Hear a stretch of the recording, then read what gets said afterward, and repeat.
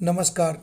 आज हिंदी का बहुत महत्वपूर्ण टॉपिक और वह टॉपिक है भाषा और व्याकरण। भाषा किसे कहते हैं, व्याकरण किसे कहते हैं और क्या क्या कौन कौन से प्रकार होते हैं भाषा के, ये सारी बातें पढ़ेंगे।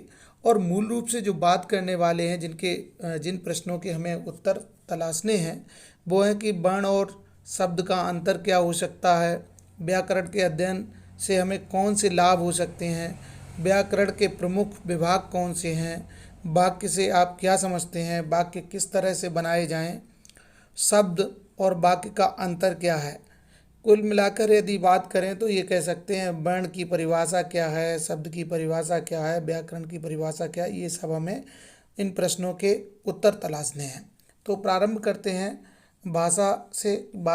मनुष्य एक सामाजिक प्राणी, हम सभी जानते हैं। अपने मन के भावों और विचारों को प्रकट करना चाहता है, वह दूसरों के मन के भावों और विचारों को जानना चाहता है।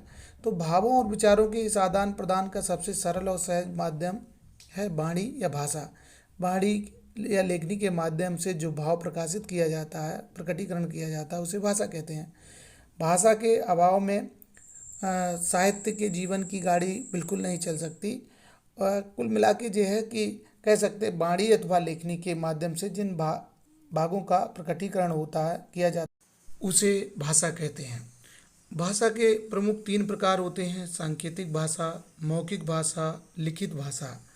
सांकेतिक भाषा की बात करें तो जिसमें संकेतों से भावों की अभिव्यक्ति की जाती है, और मौखिक भाषा जिसमें बोल के की जाती है, और लिखित भाषा जिसे लिपिबद्ध करके किया जाता है, तो वो कह सकते हैं कि लिखित भाषा होती है। अब बात करेंगे व्याकरण किसे कहते हैं। तो सभ्यता के विकास के साथ साथ भाषा परिमार्जित और परिष्कृत होती जाती है। पहले भाषा का जन्म हुआ। भाषा के रूपों को व्यवस्थित, अनुशासित और नियंत्रित करने हेतु कुछ नियमों की आवश्यकता हुई। इन्हीं नियमों के समग्र रूप को हम व्याकरण कहते हैं। व्याकरण भाषा को निखारता है। संक्षिप्त और सुगढ़ भाषा को लिखने के लिए व्याकरण का ज्ञान होना बहुत आवश्यक है। व्याकरण का ज्ञान प्राप्त किए बिना भाषा का सही ज्ञान प्राप्त नहीं किया जा सकता। व्याकरण भाषा का नियामक है और उसे विकृत होने से बचाता है। कह सकते हैं कि व्याकरण वह शासन है जिसके अध्ययन कर भाषा को शुद्ध शुद्ध पढ़ा और बोला और लिखा जा सकता है। अब बात करेंगे कि व्याकरण के अंग कौन कौन से होते हैं। तो व्याकरण के प्रमुख तीन अंग होते हैं: वर्ण, शब्द और वाक्य। व्याकरण में इन सब का अध्ययन होता है। तो वर्ण सबसे पहले जानते हैं कि वर्ण किसे कहते हैं। वर्ण का सामान्य अर्थ होता है अक्षर। प्रत्येक अक्षर के एक विशेष ध्वनि व्यक्त करता है। प्रत्येक अक्षर, वर्ण या अक्षर वह मूल ध्वनि है जिसके टुकड़े नहीं हो सकते हैं, वर्ण कहलाते हैं। वर्ण भाषा की सबसे छोटी इकाई है। वर्णों के समूह को ही वर्णमाला कहते हैं। ये वर्ण कहलाते हैं। आ, ई, का, चा, पा, ये सभी वर्ण हैं या अक्षर हैं, इनको अक्षर कहते हैं। इसके बाद आता है शब्द। एक या एक से अधिक वर्णों के सार्थक मेल से शब्द बनता है। कह सकते हैं कि वर्णों के सार्थक समूह को शब्द कहते हैं। वर्णों के सार्थक समूह को हम लोग शब्द कहते हैं। जैसे मोहन है, कलम है, बालक है, पुस्तक है, आना, देखना, घर, कपड़ा, ये सारे के सारे शब्द के उदाहरण हैं, क्योंकि इसमें छोटे छोटे अक्षर मिल गए और अक्षरों को या वर्णों को मिलने से एक शब्द बन गया और उसका कोई अर्थ निकलता है। इसके बाद आता है वाक्य। वाक्य में एक भाव या विचार होता है। परिभाषित करें तो शब्दों के सार्थक समूह को वाक्य कहते हैं। उदाहरण के लिए मोहन पाठशाला जाता है, ये एक वाक्य है। राम मोहन पाठशाला, कलम लिखना, जाना, यह भी शब्दों का समूह है, किंतु इसका कोई स्पष्ट अर्थ नहीं होने से इसे वाक्य नहीं कह सकते हैं। अर्थात निरर्थक शब्द समूह को वाक्य नहीं कह सकते हैं। वाक्य कहेंगे सिर्फ सार्थक शब्द समूह को वाक्य कहेंगे। शब्दों के सार्थक शब्द समूह को वाक्य कहते हैं।